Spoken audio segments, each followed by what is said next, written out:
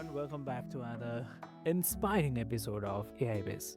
I'm your host Avik, and today we are diving into a theme that sits right at the heart of growth, innovation, and the human connection. The powerful combination of human critical thinking and curiosity with AI. Yeah. And joining me today is someone who has not only studied curiosity but has lived it and taught it. So he is a writer, speaker, and innovation leader who has worked with global brands like Meta, Pfizer, Cisco, and JetBlue. So he has also led the groundbreaking initiatives at PwC and MTV Viacom. And in this October, he's releasing a much anticipated book, which is The Questions to Learn, which is how curiosity can transform your career, team, and the organization. So, dear listeners, why to wait? Let's get started. Welcome to the show again, Joe. Hey, happy to be here. Amazing. So, Joe, like you have often said that curiosity fades as expertise grows. So, why do you think that happens? I mean, if you can just let me know. Sure. Yeah, so it's often referred to as the curse of knowledge. And what happens is as people learn more about a topic, a skill, and become better at that, it's hard for them to remember what it was like to not know those things. And Mm, this shows up in companies where somebody who might have reached a really senior level in whatever skill area they focus on, it's hard for them to look at more junior employees or newer joiners and understand, why are you not doing it this way? And I think this right now shows up a lot in AI. I know, we'll talk a lot about AI in this podcast. I think, from what I see in a lot of organizations, there's mm, two extremes. There's people who are really well versed in AI. They're using it. They're building models, and mm, they're pretty advanced. And then you've got people who just aren't sure where to begin. And the ones who are really advanced can't understand why the ones who haven't gotten going aren't going. And I think it's just a hard. I think there needs to be some kind of empathy on both sides. The people who are really advanced have to try to remember what it was like when they weren't, and the people who are not have to put themselves in the shoes of the experts, and understand why they might feel that way. exactly. And like, do you believe that AI, I mean, since it constantly generates new perspectives, can actually help the leaders rekindle curiosity, or maybe might it risk making than the lazier in thinking? Hmm. I think both. Okay. So I've used AI in a lot of. So I design and I facilitate workshops for lots of different types of companies and different industries, and I've used AI at different portions of those workshops. So what I've seen is, as a research partner, Mm, as a synthesis tool, it's excellent. It adds so much value to those workshops because, yeah, of course, it can go out and find all the different ways some other organization has solved the problem they're looking at.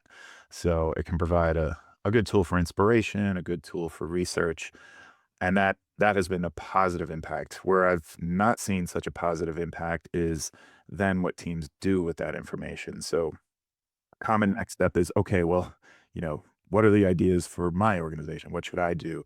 And I've watched teams sort of disconnect from the problem at that point mm, and, kind of turn off their own curiosity.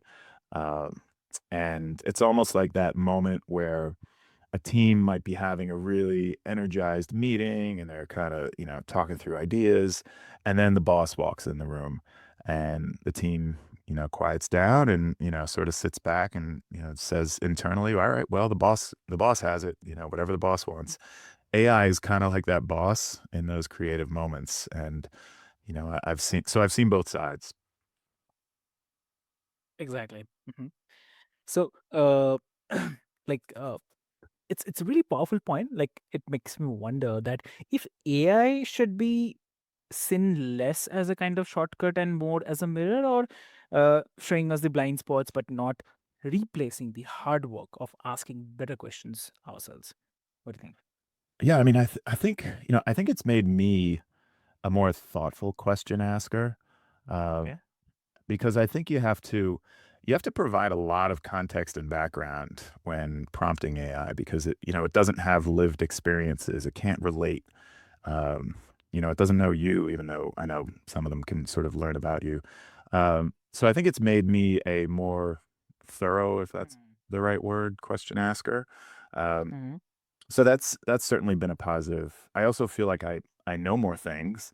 If I am curious about something, I can quickly learn about that thing with Yeah. just a few words. So I think it really can make people more curious. But on the flip side is that that boss walks in the room kind of moment where Mm. it's easier, I think, to disconnect and care less about a problem you may be trying to solve for customers or for Mm. your organization because there's this feeling of, well, AI will figure it out for me. Okay. And also, like, you have also drawn from like improv comedy to open up brainstorming. And if curiosity and humor can re energize the human collaboration, so how do we balance that playful mindset with the AI? I mean, which tends to be rigid and structured. So, what do you say? Yeah. Yeah, I mean, I think, I mean, I'll, start by saying I think every leader and every organization Mm. should take some improv classes. Yeah. I had an opportunity to do this, and it's an amazing training tool for being able to think Mm. on your feet, for being able to listen actively, and Mm. let go a little bit of where things might head. You can make Mm. a decision, but you're not sure exactly where it will lead, and that's kind of how improv works. You're just not sure where a scene may go. Uh, Mm. so I think it has, tons of value in the workplace.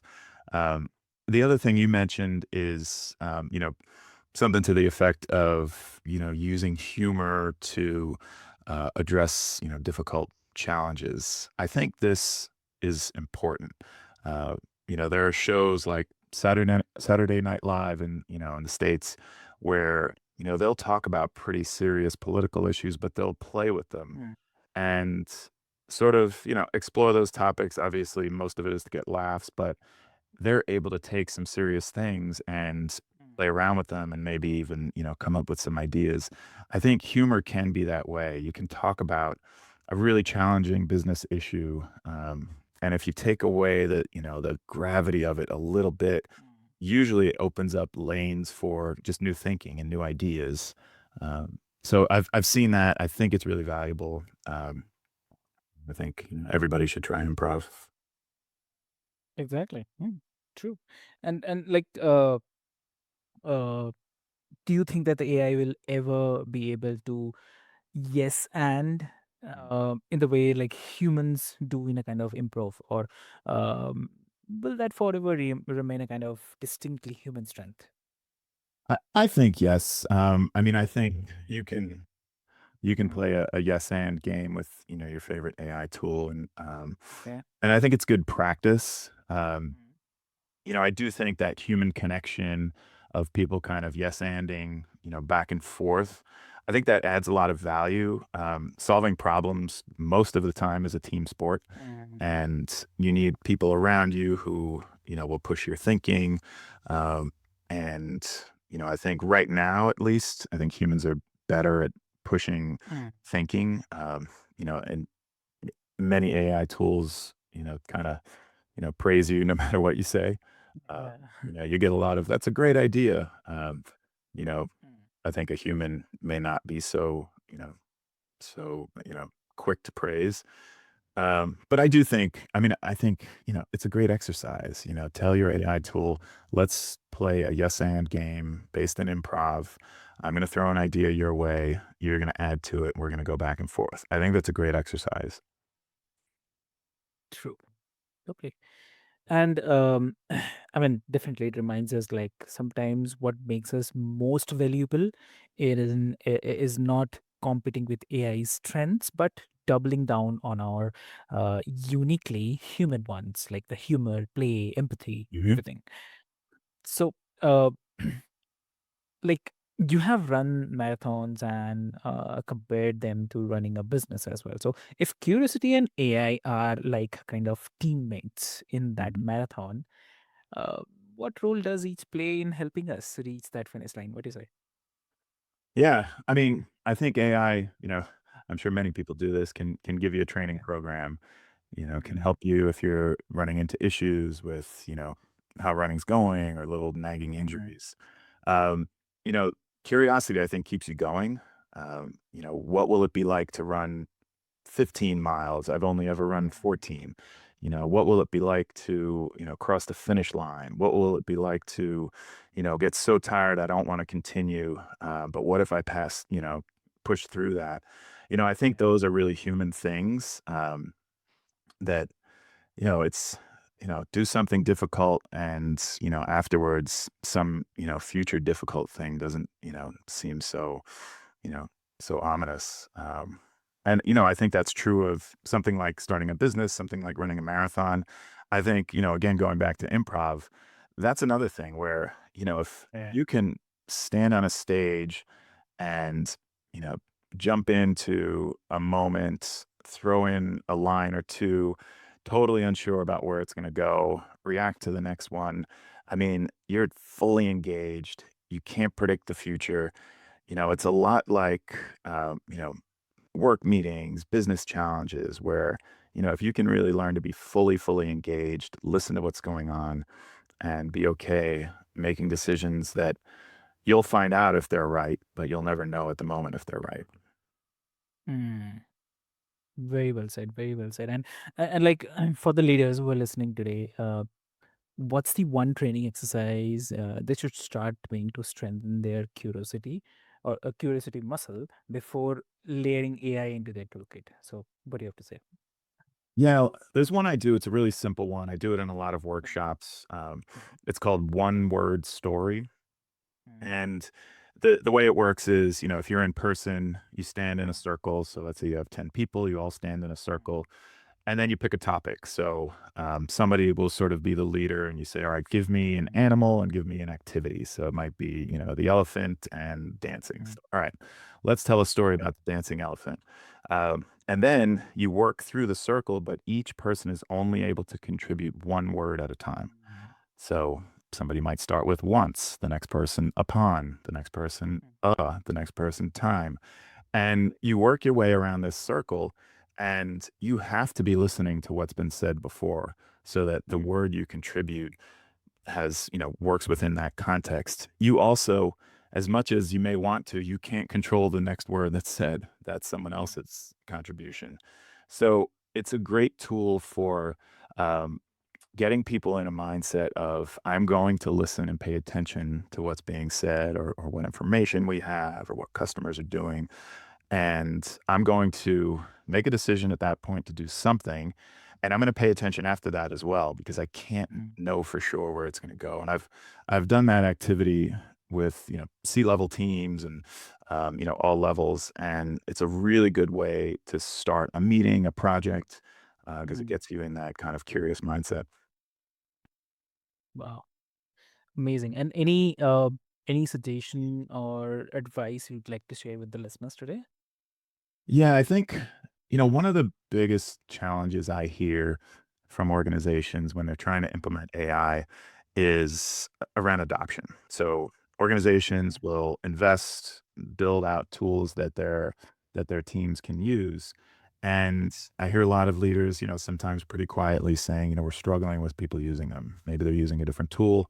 Um, and or they're just resistant, maybe they're afraid for their jobs, whatever the reasons are. um, my recommendation is instead of thinking about all the tasks that can be replaced by AI, think of all the Mhm, problems that need to be solved.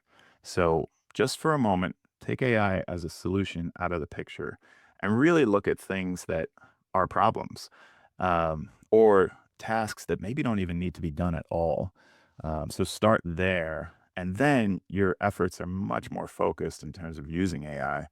Um, one of the simplest examples I can think of for this is, prior to AI, if you had a meeting, typically it was someone's job to take notes in that meeting.